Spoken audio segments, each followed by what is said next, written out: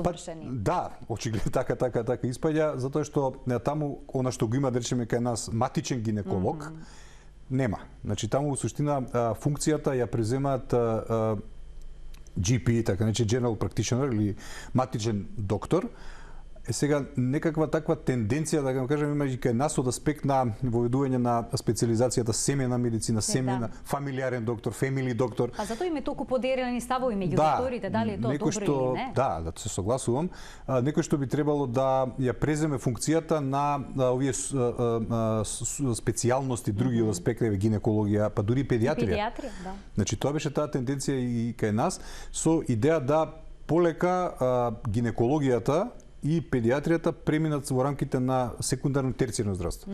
Значи да ја преземе улогата нивна матичниот доктор, односно фамилиарниот доктор, кој што би требало да биде обучен доволно да може да предвиди, препознае одредена состојба и да го препрати пациентот таму каде што треба, значи на соодветната специјалност. Но гледаме дека тоа е комплексно и не функционира секогаш како во ред, апсолутно, да. Се во еден момент во низината објаснување дека ете кога ја има прегледано друг доктор, матичен, нали, не незината докторка, така беше споменато, помислила дека таа симптоматологија, па посебно поврзано со одредени крварења што ги имала помеѓу менструалните циклуси, дека можеби нешто се крие гинеколошки. Така да во секој случај нали, за жал тоа што има завршено така, но кај овој тип на заболување и друго нема, наверојатно после тоа има продолжено и со претпоставам и радиотерапија, хемотерапија, така натаму што следи после самата операција, се со цел да се значи спречи евентуалното понатамошно ширење на болест. Докторе, на кои делови на гениталиите најчесто се јавува карцином? Се јавува ли на сите делови? Па да, во принцип, значи може да се јават на сите вакви делови на од гениталниот тракт, така да кажам, на што се тоа што спаѓаат во генитални органи на жена, се анатомски, надворешни, внатрешни, да не навлегуваме во детали. Во секој случај, значи по честота, земено, значи да почнеме да знам од карцином на вулва, вагина, кои што се поретки типови на карциноми, па карцином на цервикс, карцином на тело на матката генерално, каде што предоминира ендометриалниот карцином, карцином на туби и овариуми, и сега тука има во категоризацијата тубоовариален, така се нарекува карцином. Значи, на сите делови од од гинеколошкиот тракт на жената практично де факто може да се јави карцином. И се главно доминираат карциномите на ендометриум, предсеводно ако ги категоризираме кои се почести, па би требало цервикалниот карцином да е во групата на поретки, меѓутоа тоа е веќе тема за дискусија.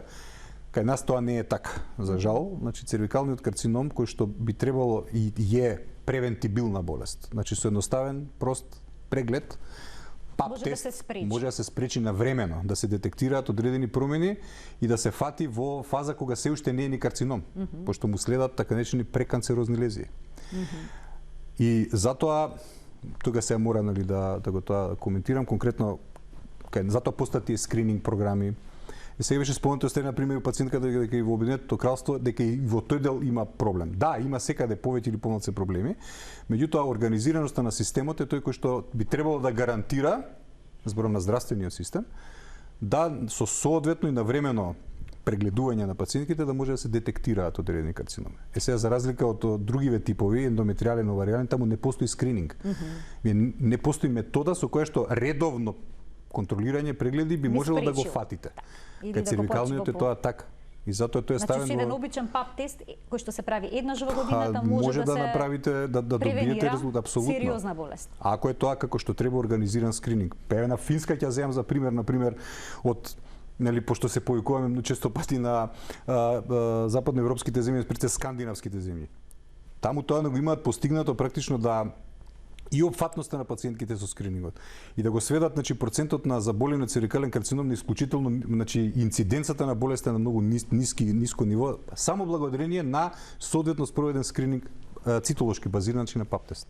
Низ годините назад. А какви се бројките кај нас? Колку жени годишно заболуваат?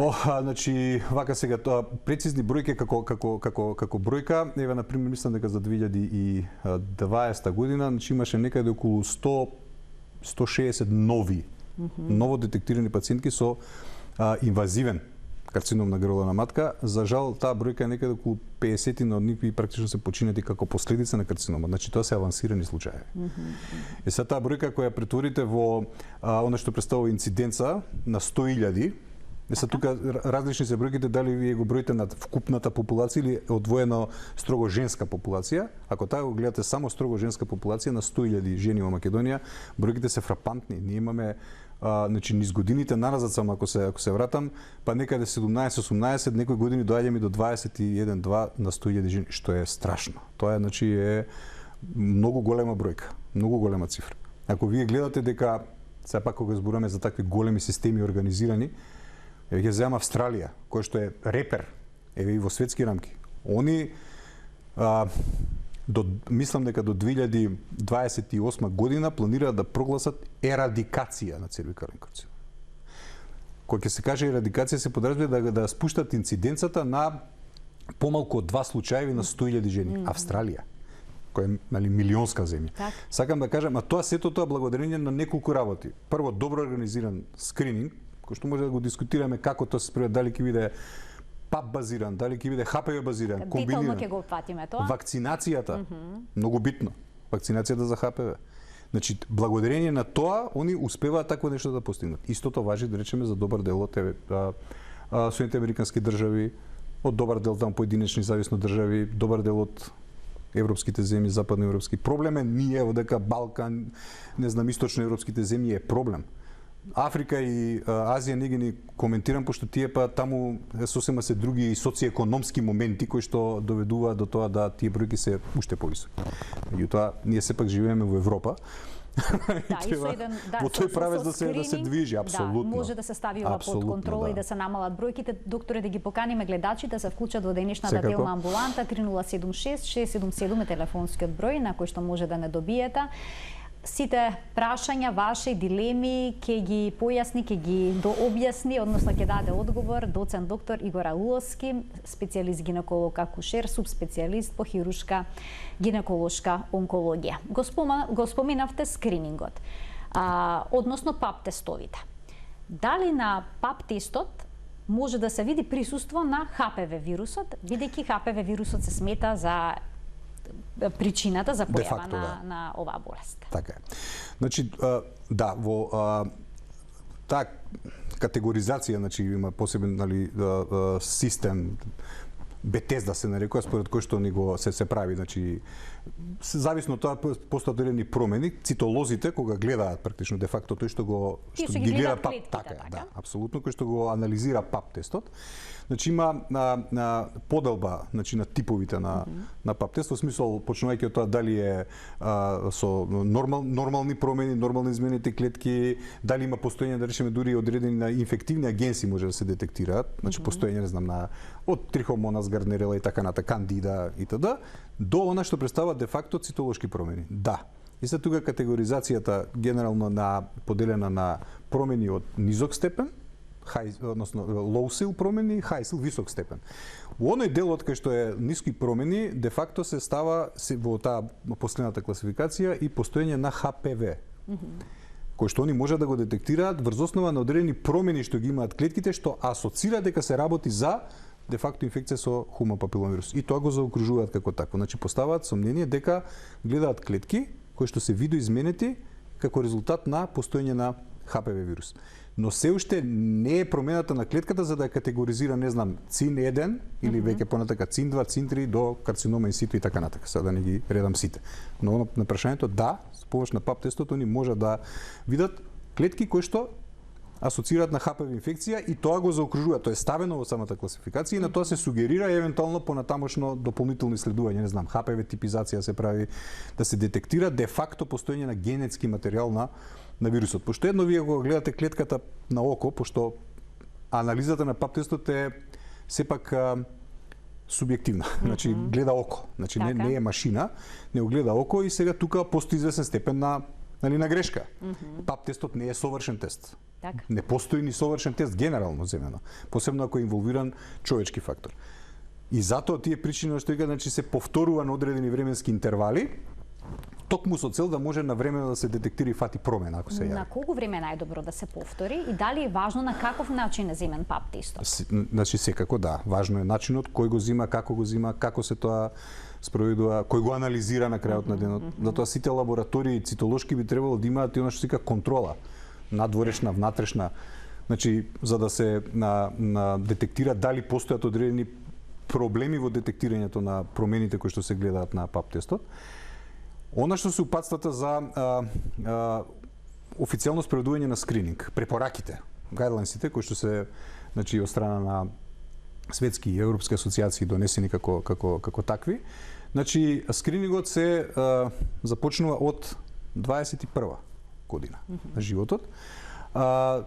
И тоа што во таа фаза од 21 до 29 годишна возраст, значи се спроведува, се базира значи на ПАП тест, базиран скрининг. Сега понатака на колку време, веќе од 30 година па до 65 годишна возраст, до која е горната граница за евентуално спроведување на скрининг, тука се препораките или да се базира на ПАП тест годишно или на 3 годишен период, или комбинација со ХПВ базиран тест. Поединечно на секој 5 години, пошто со детектирање на постоење на високоризичен вирус. Значи има разлики зависно од возрастната категорија и група. Така да ние ги прифаќаме тие препораки. Негативен ПАП тест потврден, значи фактот возможува пациентката да биде за 3 годишен период закажана за повторен скрининг. Освен ако нема нешто сомнително, дали да може да се понатака спроведуваат овие дополнителни анализи, почнувајќи дали ќе ти има потреба ХПВ типизација или ако нешто друго дури да иде на колпоскопски преглед, па дури и биопсија доколку се детектира тие, али тоа се веќе упатства што понатака следи на основа на направениот ПАП тест или комбинација реков со евентуално ХПВ тест. Зошто е потребно да се направи ХПВ типизација? Дали сите ХПВ вируси се подеднакво агресивни и предизвикуваат карцином? Значи, она што е од клинички интерес за нас гинеколозите се високоризичните вируси. Типот на вирусот, значи, 16, 18, 31, 33, 35 и да не ги брам, че има да, многу има, голем број. Значи, кој што де факто сите тие, затоа ми е клинички интерес, самата бројка, клинички чисто ако размислам, и не е важно. Важно е дали има високоризичен или нискоризичен. Од академски дискусии се може да видиме тоа дали е тип 16, 18 кои што се у суштина ги ставаат како најагресивни, односно најдоминантни во смисол тоа што постоењето на типовите 16 и 18 се најчесто детектирани типови на високоризични вируси во цервикалните карциноми. И токму затоа овие два вируси се интегрирани во вакцината што кај нас се уште се користи 4-валентната Гардасил, да веќе има нановалентна, каде што е проширена лепезата на опфатени вируси, кои што би требало, нели, тоа е нова и пред 2-3 години веќе е пуштена на во промет и земји ја користат кај нас. Беше најавено дека и кај нас ќе биде, нели, донесена. Со оглед на тоа што во нашата држава ХПВ вакцинацијата е ставена во календарот за вакцинација. Значи, тука државата треба да е таа која што де факто тоа го вовела како такво и треба да ги обезбеди тие вакцини. Пошто се уфатени со таа школска популација, нали, на вакцинација, девојчиња од 13-14 годишна возраст. Скептични се родителите кон оваа вакцина. Има многу често поставувани прашања на социјалните мрежи дали да ја дадат на својата ќерка или не. Така е. И дел од гинеколозите имаат поделени размислувања, односно ставови. Се согласувам, да. Кога е со делот за кај родителите, ајде до некаде може и да го разберам тоа. За гинеколози не. Мислам, генерално како доктори. ХПВ вакцината, значи сега стравувањето, не би сакал да правам компарација оно што се случува апропо сега со вакцинациите за ковид. Стравот е, ама тоа е сега нова вакцина, па дај да оставиме како ќе реагира, па што ќе се случува, ама тоа за ХПВ вакцината е завршена приказка уште пред 20 години. Значи сакам да кажам дека нешто што функционира и благодарение на кое што имаме јасни податоци, ја спомнав Австралија како пример.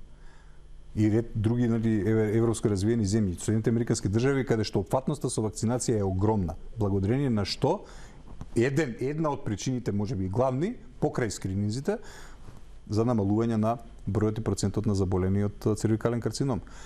Кај нас ние сме една од првите земји во регионов, практично од ексју земјите да не прамуват, кој што ја воведовме вакцинацијата како редовна и тоа е за поздравување. Еве тоа сите и колеги во други надворот кога дискутираме, тоа е супер, одлично. Некој што него го немаат спроведено се уште. Ама за жал опфатноста ни е мала. Еве низ годините. Значи не знам, едва и дали имаме помеѓу 20-25% опфатност, што е многу ниско. Многу ниско. И се треба се работи на тоа. Се согласувам. На едукација на населението, нели разговори и со значи со родителите пред се, пошто се работи нели за група на деца возраста што се малолетни, негде значи 8-9 одделение кога треба да се прими таа вакцина. Треба да се дискутира веќе во светот, значи се вакцинираат и момчињата, нешто што кај нас се уште не сме ни дошле да го дискутираме. Сакам да кажам дека за да може да се разубедат, треба да разберат дека нема ништо лошо, ништо страшно во светот, односно дека напротив се може да му помогнат на своето дете. Докторе, зошто 8-9 одделение е одбрано како период кога треба да се прими вакцината? Така, значи за да се даде доволно време да имунитетот нали создаде реакција во поглед на тоа што се значи таа школска генерација возраст кога веќе се очекува полека со налегувањето значи во пубертетот и така натака, дека во еден даден момент значи ќе започнати со сексуални односи со оглед на тоа што вирусот ХПВ е сексуално пренослив.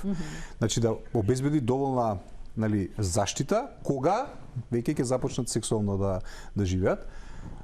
Она што ви го спомнав, зашто се па од 21 година се почна со скрининг. По 21 година нема логика вие да правите било какви скрининзи, затоа што тогаш годините, па и од 21 до 30, кога де факто секако огромен процент ќе се инфицираат во еден период од животот, кога ќе почнат сексуално да живеат со ХПВ инфекција. Ама во огромен процент тие се минливи инфекции. Значи се самоизлекуваат, ќе се инфицираат, не се ни свесни за тоа и се самоизлекуваат. И затоа нема логика да се прави било каков скрининг, пошто и процентот на карциноми во таа возрастна група е исклучително мал.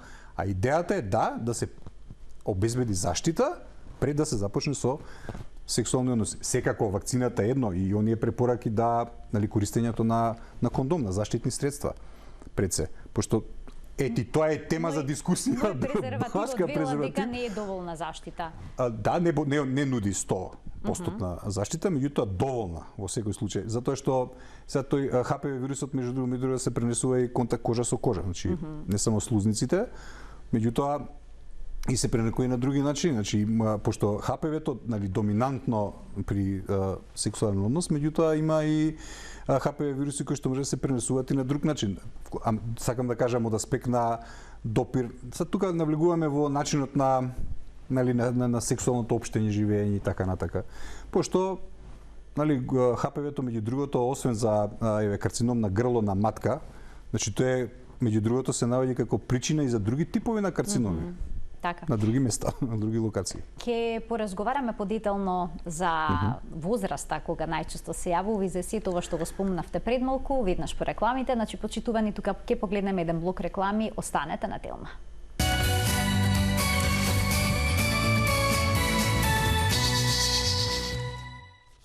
Продолжува денешната Телма амбуланта со доцент доктор Игор Алуловски, субспецијалист по хируршка гинеколошка онкологија. Зборуваме за начините за превенција пред се на цервикалниот карцином, но и на останатите форми на канцер на гениталните органи кај жената.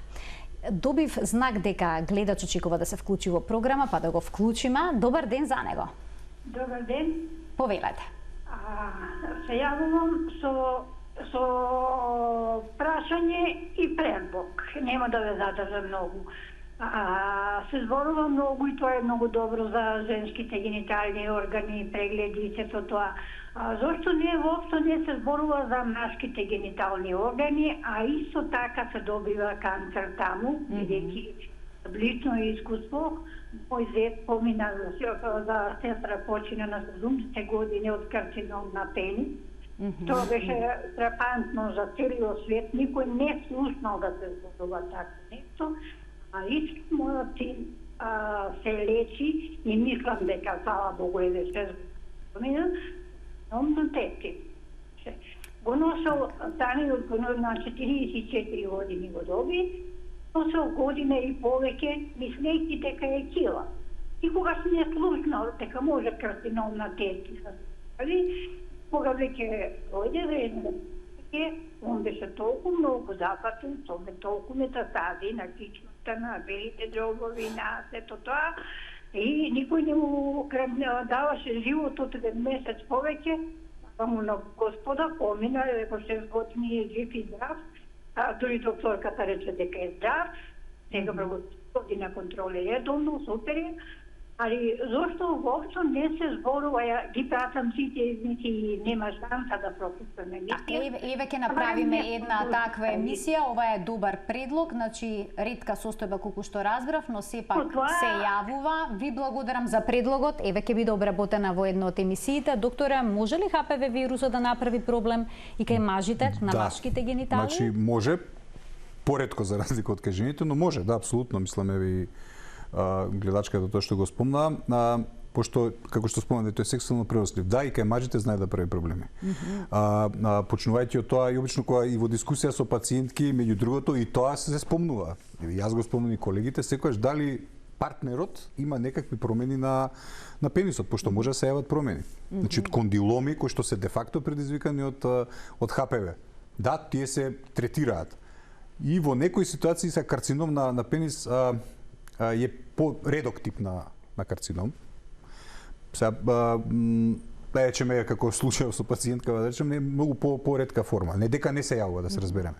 Карциномот на тестис, бидејќи го го спомна, тоа е веќе друга ситуација. Тоа е нешто по-чест и за жал и тука постои тенденција на пораст. Веројатно е начинот на живење, стилот на живење, начинот на облек, пошто сите работи влијаат на некој начин, па да, повеќе фактори кои што го зголемуваат процентот. Така да, стои тоа дека Ајде сега одрижие ќе побарам да го погледнеме вториот телоп кој што се однесува на возраста на пациентките кои што најчесто добиваат карцином на матката, односно на грлото на матката, кој што гласи карциномот на грлото на матката е најчест на возраст помеѓу 50 и 60 години.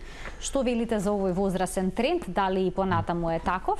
Да, добро, малку се би ја спуштил тука границата, значи веќе од кај 43-4 годишна возраст, 5 па нагоре, да. Тогаш у суштина пикот кога евентуално се јавува цервикални карцином. Ако претходно што го споменав, пикот на ХПВ инфицирањето е некаде во период помеѓу 20-тите 30-тите години, тогаш пикот на појава на карцином, де факто доколку не се фати на време, е во таа возрастна група, точно. Значи, не пак кажам нешто малце пониско да речам. Да, така е. Затоа што тоа е она што треба да го разберат и пациентите и сите, пошто докторите го знаат тоа. Значи, вие за да карциномот на грлото на матката не се јавува одеднаш. Преку ноќ. Преку ноќ. Значи, му требаат години. Затоа е практично болест која што може навремено да се детектира, навремено да се фати и да се третира во фаза кога се уште не е ник дојден до карцином. Постојат така наречени ние преканцерозни лезии кога ние се бориме да ги фатиме во таа фаза. Тоа е скринингот. Но доктора, некогаш некои жени имаат 2-3 негативни пап теста, па потоа одеднаш ќе се развие кај нив. Значи повторно тоа не е развиено одеднаш. Тоа е она што дискутираме дека тоа е у суштина се работи за пропуст. Пошто како што кажав, пап тестот самиот по себе не е идеален. Значи вие таму имате и одреден процент на грешка. И тоа е релативно голем како тест кога е, како проблем како тест. И затоа се оние, препораки во смисол ако вие видите да е одредена промена, значи тој што ја детектира, па затоа тука ви се евентуално како котестирање да го внесете ХПВ-то. Типизирањето или детектирањето на постоење на високоризичен ХПВ, например, кој што нас ни е важен. Не дека нискоризичните се помалку важни, меѓутоа тие предизвикуваат промени кои што типот на кондиломи, например. Високоризичните се тие кои што де факто го прават карциномот се народски кажано бељата. Затоа ние сакаме нив да ги детектираме пред се. Во котестирање со цитологијата или како поединечни, тоа е сега тенденцијата на промената на начинот на скрининг да биде ХПВ базиран. Тоа е тенденција во светот и европски земји затоа што вие де факто ако го детектирате предизвикувачот, етиолошкиот фактор, значи знаете со што имате работа. И на основа на тоа се разработуваат понатака алгоритми за следење, третман и така натаму. Таа тенденција имаме и кај нас. Значи го имаме тоа, се работат веќе пилот проекти. благодарение нормално преку Министерството за здравственост на таа превентивна програма, за да некако успееме да се полека, ама сигурно и ние приклучиме кон тоа. Пошто еве очигледно со ПАП тестот, не дека нема кај на скрининг, има програми, постојат превентивни програми, практично цела машинерија постои за тоа. Треба се покрene свеста и да се користи можноста да се прават апсолутно и свеста и кај лекарите да се интервенира во смисол на матични доктори, и тоа кој ги прави, како ги прави, кој ги праќа. Има многу проблеми, значи не е само еден. Уште еден гледач чека да се вклучи во емисија, да му дадеме предност. Добар ден. Да, секако. Добар ден. Повелете. Добар ден. Поздрав до докторот и до вас. Ви благодарам. На возраст сум од 71 година. Оперирана сум пред 17 години на матката. Немам некои проблеми и сакам да го прашам доктор, дали треба уште контроли да правам? Така на таа возраст. Да. Некој подпрашање, докторе, да немате тука, или тоа би било се? Заради која причина е правена операцијата кај вас? Зошто? Имав карцином на матката и сега отстранета матка. Извадене се ми Добро. Јајниците. Имах не краварење, така обележување. Така. Ендометриален карцином беше, така ви стоеше дијагнозата? Да. На слузокожата на матката. Немаше тумор, само сум зрачена. Така, добро. Само сум зрачена, не сум примала хемотерапија. Така. Требаше лани у ноември да идех на контрола, јас сум дете поради ситуацијата и дали треба да продолжам со контролите. Немам некој проблем. Ви благодарам за вклучувањето во телна амбуланта. Повелете, докторе. Значи да, фала на прашањето, тоа е точно на темата. Значи се работи очигледно за ендометриален карцином, на што го објасни пациентката, пошто имала крварење во менопауза, што е еден од главните симптоми на она што викаме ние често пати во значи помеѓу колегите, кога станува збор за жена што е во менопауза, која што нема де факто циклус, крварење, доколку се појави крварење, прво исклучи карцином. Мислам, така кажано едноставно. Во смисла на тоа што карциномот на ендометриумот, сега пошто рековме ќе дискутираме за други типови на карциноми, е доминантен во таа возрастна група. Значи е карактеристичен за постарата возрастна група, пациентки што се веќе во менопауза. За жал не постои скрининг метода. Препораката стои барем еднаш во годината да отидат да направат ултразвучен преглед, ако ништо друго. Пошто и така можеби ќе се фати, да речеме, навремено за ендометриален карцином правилно. Кај пациентката е направена интервенција, отстранета е матката со јајниците и веројатно заради стадиумот на болеста, предпоставувам сега, што бил утврден, е на зрачна терапија правена без хемо, значи било веројатно нешто од некои подискиве стадиуми. Сега прашањето дали треба да иде на контроли се уште, пошто поминете се доста години, пошто рутински гледано, значи во тие први години, во принцип до 5 години после детектирањето на карцином и редовните правени контроли, доколку не доаѓа до рецидив, до повторување на болеста, се смета условно пациентот дека е излечен. Значи, оприлика се тие, пошто така се рангираат статистиките, процедурите и така натака. Значи, во поглед на ова друга проблематика што дискутираме, ХПВ и папови брисеви зимање, значи кај пациентки кај кој што е направена хистеректомија, извадена матката, се прават папови. И понатаму. Но до одредена ситуација, односно ако е извадена матката заради друга патологија, може да е бенигна патологија, тогаш во тој случај доколку имате 3 последователни негативни пап тестови, понатака нема потреба папови да се прават. Или над 65 годишна возраст, и да има матка, кај таа пациентка излегува надвор од групата на скрининг. И ако добие 2, односно 3 последователни негативни пап тестови, толку се исклучува, нема потреба повеќе. Пошто, пак ќе кажам, периодот на развој на карциномот е доволно долг, во смисол на животот и време траењето и така натака, годините и возраста. Така да пациентката кај неа не станува збор за карцином на цервикс, него ендометриален карцином. Меѓутоа може би евентуално пошто е долг период не била на преглед да направи уште еден преглед, ако се детектира и се исклучи постоење на било каква патологија, нема потреба генерално гинеколошки да се контролира. Докторе, оние што се инфицирани со ХПВ и тоа е некој агресивен сој. Понекогаш ќе развијат ЦИН-1, ЦИН-2 и само од себе болеста ќе се повлече, кај други пак ќе прогресира. Зависи ли тоа од состојбата на имунитетот? Што е причината? Што кај некој се развива карцинома, кај други сами од себе се повлекува? Да, меѓу другото зависи и од значи има и лајфстайл, меѓу другото тука, а да и се работи за она што го носи пациентот со себе, вклучително и имунитетот. Значи, како што ја споменав, или генерално земено ако дискутираме, секој човек, или жена или маж, во еден период од својот живот ќе дојде вака или онака во контакт со тој вирус и ќе биде инфициран условно земено. Дори не е ни свесен. По X основи. Така и можеме веднаш да го погледнеме тоа како поента, доктора. Да. Третиот е лопетоа или да погледнам уште еднаш? Не. Ова за инфекција на хуман папилома. Четвртиот е лоп, инфекцијата по големиот дел од времето лицето инфицирано со ХПВ нема никакви симптоми. Апсолутно, да. Значи тоа не предизвикува симптоматологија, не е ни свесен дека го има. И да, огромен процент ќе се само излекуваат, односно вирусот се појавува и исчезнува како таков, не предизвикува никакви промени. Па дури и да има некакви промени од типот на цин-1 лези, во најголем процент тие лези немаат ни потреба се третираат. Ќе се полечат. Сега тука улога има да, меѓу другото и имунитетот, пак ќе кажам тука на пример пушењето на цигари апсолутно е еден од ризик факторите кој што помага да вирусот практично прогредира. Не знам, пациенти што се имунокомпромитирани, дека што имате пореметување на имунитет. Значи, поголем број на сексуални партнери. Не знам, користењето на контрацептивни таблети исто така има, на пример, негативен ефект. Зошто? Затоа што предизвикува одредени промени, она се вика на susceptibility на англиски, прифатливоста на клетките ја менува за вирусот. Сакам да кажам, че има повеќе фактори, ризик фактори, условно земено, кои што, не знам, или повеќе ротки, пациентки што имаат повеќе раѓања, со оглед на тоа веројатно се лудира на зголем дори сексуални односи. Не си ти во ризик? Не, секако се тука во ризик. Значи, не се ризични само ако немате сексуални односи.